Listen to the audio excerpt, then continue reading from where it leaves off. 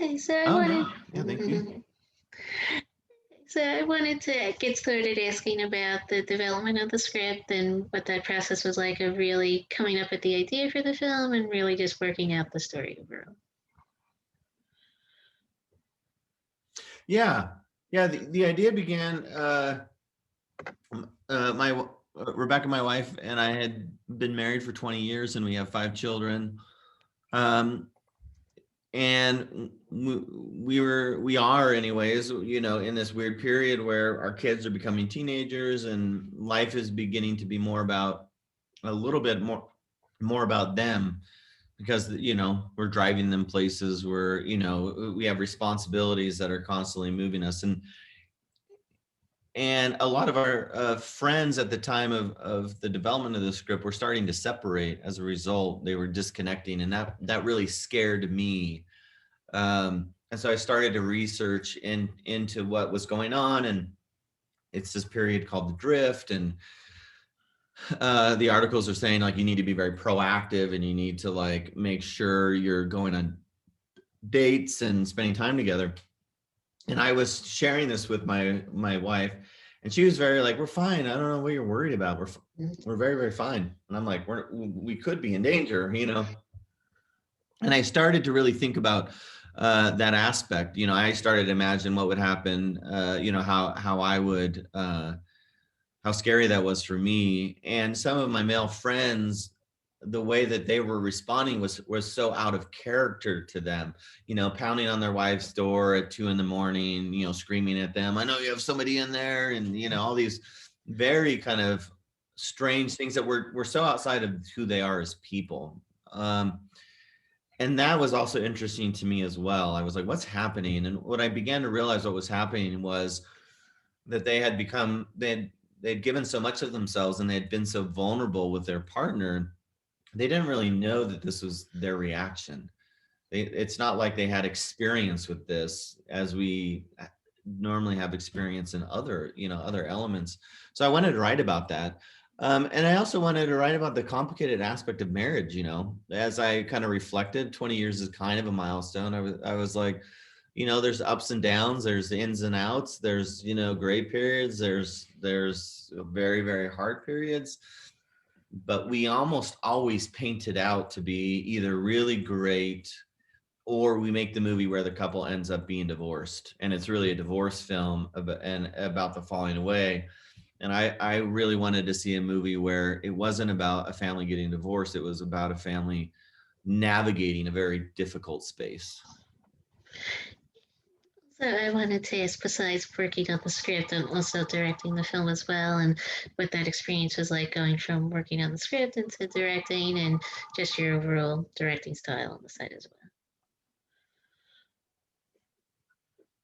Yeah, I mean, Clayton had called me. We've tried to work together forever. He called me and was like, "I've got some money. You have resources. Can we make a movie without having to ask anybody permission?"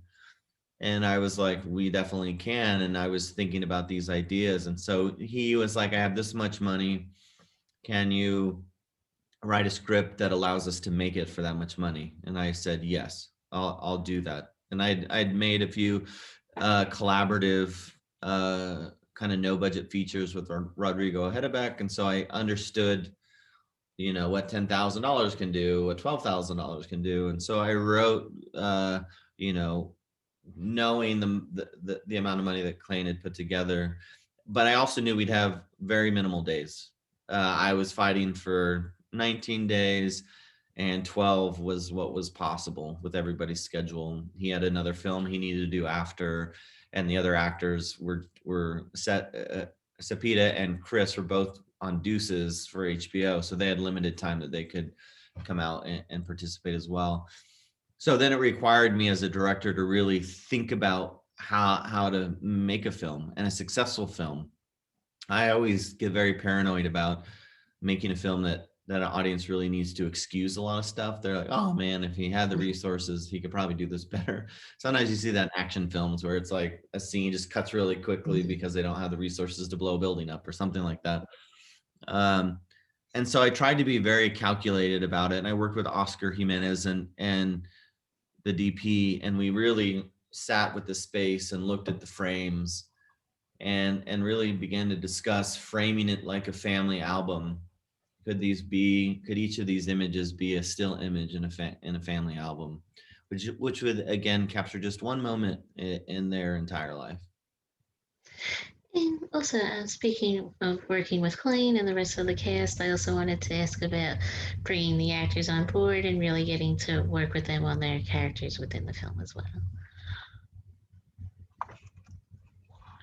Yeah, Libby Goldstein had cast Clayne in Rectify, and Clayne reached out to her and sent pictures of the boys who are mine, and was like, we need a female actress who is willing to kind of come out here and make this very difficult film. And they sent us Sapita Moafi, who was immediately, you could, in her audition tape, she didn't even send an audition for the script. It was like, because things happen so fast, it was like another audition tape for something else. But the intricacies of all the minute details that she focused on, both of us knew she would be really, really, really great at. And then when Seppi came out, her and I talked a lot. I was like, look, I wrote this film because I knew Clayne was willing to be here for all 12 days, and we had him as resources. Nikki is not as developed because we didn't have as much, time in the writing, and I didn't know in the writing who we would necessarily have. But we need to convey some very specific ideas about Nikki, that she's not a bad person. Nobody bad in this movie. Everyone's just growing and pursuing, in the context of David, he's trying to save his family. In the context of Nikki, she's trying to grow as a person. The kids are older. She's exploring what her potential as a person is, which we learn in the film is great. She could go on, she was kind of based off of a guy that I work with who's also a teacher, and the university I work at gives free tuition to spouses. And so and she had wanted to stay home, and once the children got into school where she was, where she felt she had this time she could allocate to herself, she went through and got her law degree. And she makes way more than him. And he's like, I kind of just teach her the health benefits. Really good now, the immense amount of potential. And so Nikki's character is very complicated with the shortness of time and scenes, and Sapita got it. She got it really, really well. And I thought she did such a successful job that you're able to fall in love with her and know how complicated the decisions she's making are. I was very excited about that. And then Chris Coy had worked with Clayne on Lethal Weapon, and Clayne really knew that Chris just had the ability to really be very, very direct in his actions. As you can see in the coffee scene, that could be just a coffee scene, or it can be the layers that Chris kind of brought to it. So I was very excited. And the other aspect that I really liked about Chris is that he understood Derek and didn't see him as a traditional villain. He was like, look, I'm in love with Nikki and I'm just trying to make sure she's okay.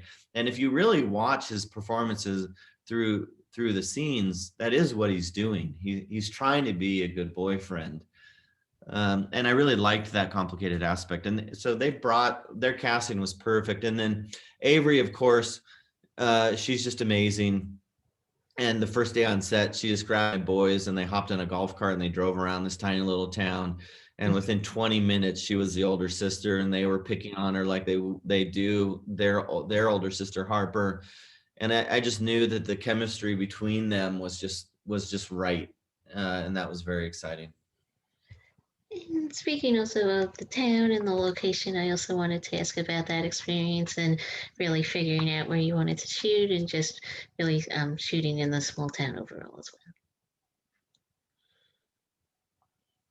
Yeah, Brian Kirchiznik, a local painter here, has an art studio down in Kanash. He lived there for a long period of time, and I had wanted to do some writing that was kind of away from as a writer, you often try and procrastinate or make something more important, like mowing the lawn. Even though you hate mowing the lawn, you'll do that over writing. And so I went out, asked him if he would allow me to be there for a couple of days, which he said, yeah. So I drove out and stayed in Kanosh as I was writing, and I knew that that environment would be very appropriate. So I talked to Jeremy Davis, who is his studio manager, and asked, if the town would be open to me shooting. He put me in contact with the mayor, and we discussed it. And the town actually met together and okayed us shooting there, which was really important to me and to Clayne, that we were in a space that we were welcome, and that we were representing a story that really, it's not like it reflects the town because the town's not in the middle of a doorstep, but that it represented the stories of people who existed in that town.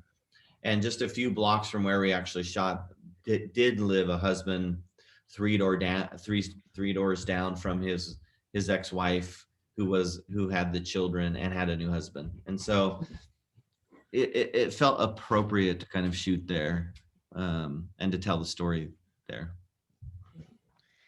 Okay, I think that was mainly it, but thank you again for taking the time out. I appreciate it. Yeah, thank you so much, Karen. You're welcome. Thanks again.